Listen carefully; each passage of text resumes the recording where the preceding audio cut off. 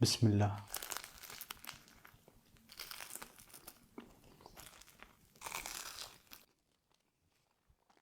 أول شي بنحضر التتبيلة: 3/4 الكاسة زيت زيتون، عصير حبة برتقال، وحبتين ليمون، نص ملعقة كبيرة دبس فليفلة، 3 ملاعق كبار لبن، 6 أسنان توم، ومجموعة بهارات رح أكتبها بالتعليقات. وهلا بنخلط.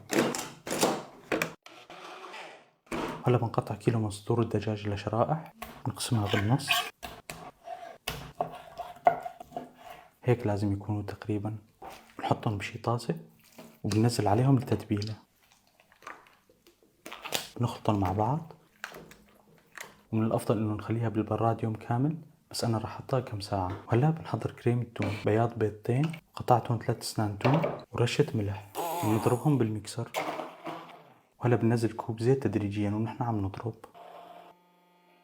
وآخر شي بننزل عصير نص ليمونة. وهذا هو القوام اللي بدنا إياه. بنحط المقلاية على النار، بنزل فيها ملعقتين كبار سمنة، وبعدين بننزل الدجاج، بنحمصها شوي. كل شي عندي صار جاهز. بدنا كمان دبس الرمان، الشطة والمخلل. راح استخدم خبز التنور بديل خبز الصاج.